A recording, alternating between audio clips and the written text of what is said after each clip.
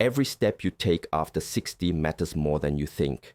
Weak legs aren't just about age. They're a signal your body is missing something essential. But there's good news. 3 specific vitamins can restore strength, balance, and stability faster than you expect. Don't skip this. The last one is the key to unlocking mobility and freedom most seniors silently lose. It is a common story we tell ourselves, especially as the seasons of our life change. We look at our bodies and we see limitations. We feel an ache in the knee, a stiffness in the morning, and we believe this is the end of strength. We think that power is something we lose, like coins falling from a pocket with a hole in it. But this story, while common, is not the truth. It is only a perspective, and perspective can always be changed. The body and the mind are not two separate things. They are one landscape. An ache in the body is often a reflection of a tension in the mind.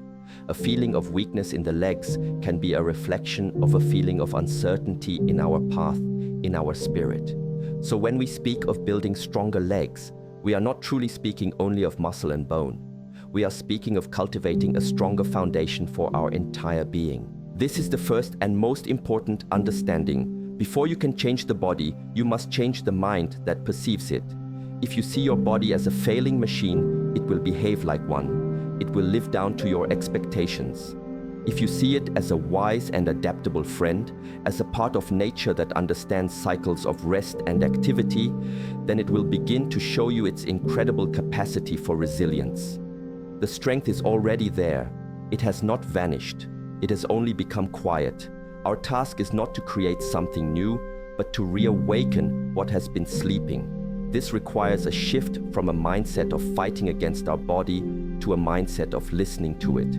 What is it trying to tell you? Where is the energy blocked? Where does the flow of your own vitality feel stagnant? This is not a quick fix. I cannot offer you a secret pill that will magically grant you power overnight. The world is full of such promises, and they often lead to disappointment because they do not address the root. The root of strength is not external. It is internal. It is in the quality of your attention. It is in the relationship you have with yourself. So the first vitamin is not a substance you swallow. It is a mindset you must cultivate. It is the understanding that you are not broken. You are a living, breathing part of the universe, and the same intelligence that grows a forest and moves the oceans resides within you. The legs that carry you are your connection to the earth. They are your roots. To strengthen them, you must first tend to the soil of your own mind. Think of a great old tree. It stands firm not because it is rigid, but because its roots run deep. It is flexible. It sways with the wind, but it is not broken by it. Its strength comes from its connection to the ground. Our legs are our roots. But in our modern lives, we have become disconnected. We rush. We walk on flat, hard surfaces. Our minds 1,000 miles away, thinking about the past or worrying about the future. We are never truly where our feet are, and so our roots become shallow. We lose our sense of being grounded. The first step to rebuilding is to simply pay attention, to bring your awareness back to your body, back to your feet, back to the feeling of the earth beneath you. This simple act of returning your attention is the most potent nutrient you can possibly give yourself. It is the beginning of all healing and all strength. So, before we even discuss specific actions or movements, I ask you to sit with this. For the next few days, simply practice this awareness. When you walk, just walk. Feel the sensation of your foot pressing against the floor. Feel the shift of weight. Feel the muscles engage. Do not judge it. Do not wish it were stronger or faster. Simply observe. Be present with the reality of what is. This presence is the water that will nourish the dry soil. It is the sunlight that will awaken the sleeping seed of your own power. Everything else we will discuss is built upon this. Without this mindful foundation, any exercise is just empty movement. But with it, every single step you take can become a profound practice of strengthening not just your legs, but your entire life. This is the way. It begins not with a great effort, but with a quiet shift in your attention. Rooted awareness. Now we can explore the first essential nutrient for your foundation. Let's call it rooted awareness. This is not something you buy. It is a quality you cultivate. It is the practice of truly inhabiting your body, of feeling your connection to the ground with a depth and a clarity that most of us have forgotten. Imagine again the tree. Its life depends on the constant silent communication between its roots and the earth. It draws nutrients, water, stability. We are no different. Our stability, our physical and even our mental balance depends on this same connection. But we have wrapped our feet in thick-soled shoes, silencing this conversation. We have trained our minds to ignore the sensations from our lower body unless they scream in pain. We must reverse this training. The practice is very simple in its description, but it is profound in its effect. It begins with standing. Find a quiet place, perhaps in your home or in nature. Take off your shoes if possible. Stand with your feet about the width of your shoulders apart. Let your arms hang loosely by your sides. And for a moment, just close your eyes. Bring all of your attention, all of your awareness down through your body, through your legs, and into the soles of your feet. Can you feel the floor? Can you feel the texture of the carpet or the coolness of the wood? Can you feel the subtle points of pressure? The heel, the ball of the foot, the toes. For most of us, this sensation is vague, a distant signal. Our task is to turn up the volume on this signal. Breathe slowly and deeply. With every exhalation, imagine you are sending your energy, your awareness, down into your feet.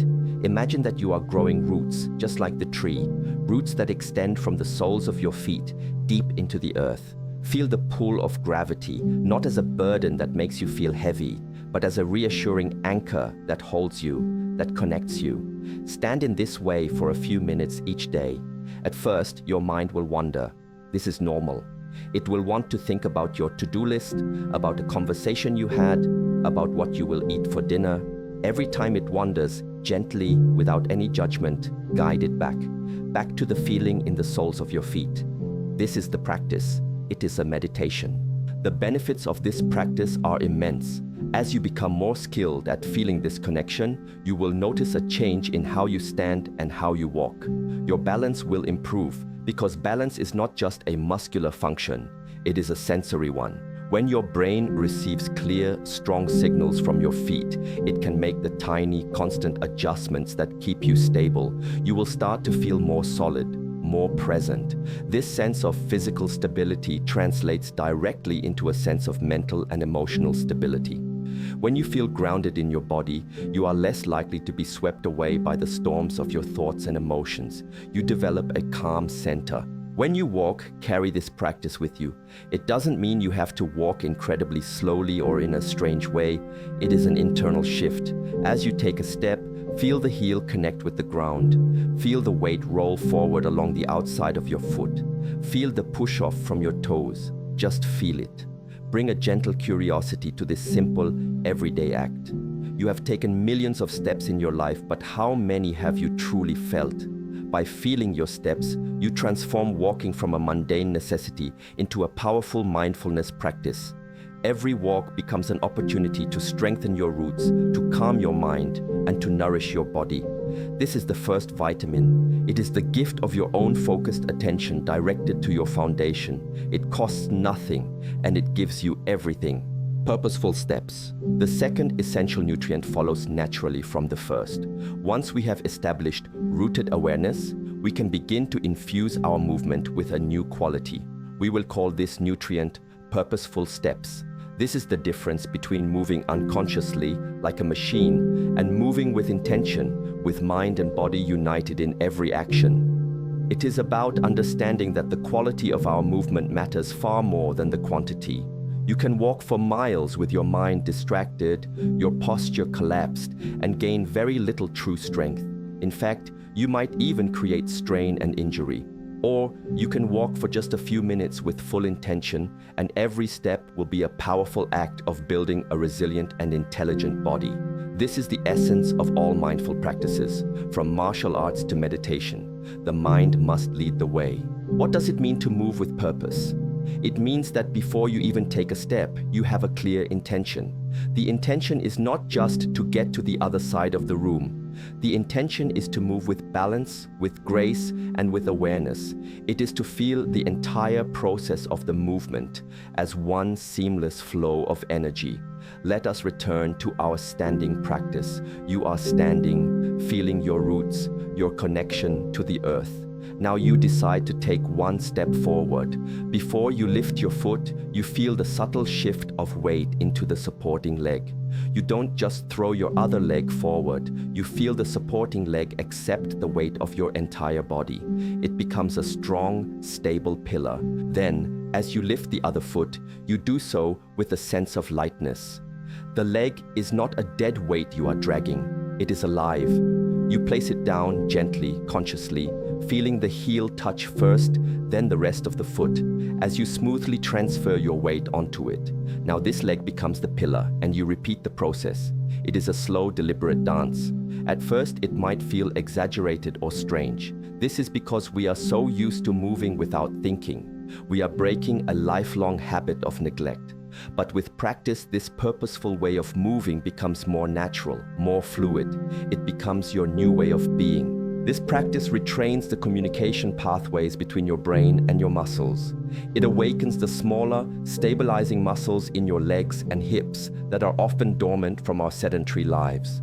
These are the muscles that provide true stability and prevent falls. They are not the big, bulky muscles you build with heavy weights. They are the intelligent, responsive muscles you build with mindful movement. When you walk in this purposeful way, you are teaching your body how to be strong, stable, and efficient. You are replacing clumsy, jarring movements with smooth, integrated ones. This reduces the wear and tear on your joints, on your knees, on your hips. It is a way of moving that preserves the body rather than wearing it out.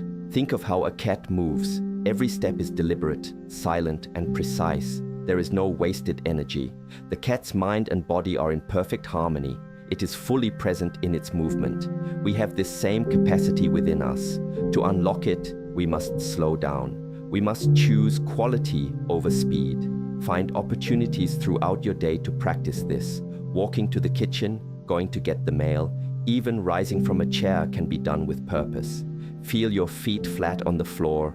Engage your legs. Rise up with a straight back using the power of your legs, not by pulling with your arms or straining your back. Every movement becomes an opportunity to train, to reinforce this mind-body connection. This is the second vitamin. It is not a thing you take, but a way you move. It is the act of infusing every step with your full, undivided intention. Effortless joy. We now arrive at the third and perhaps the most transformative nutrient.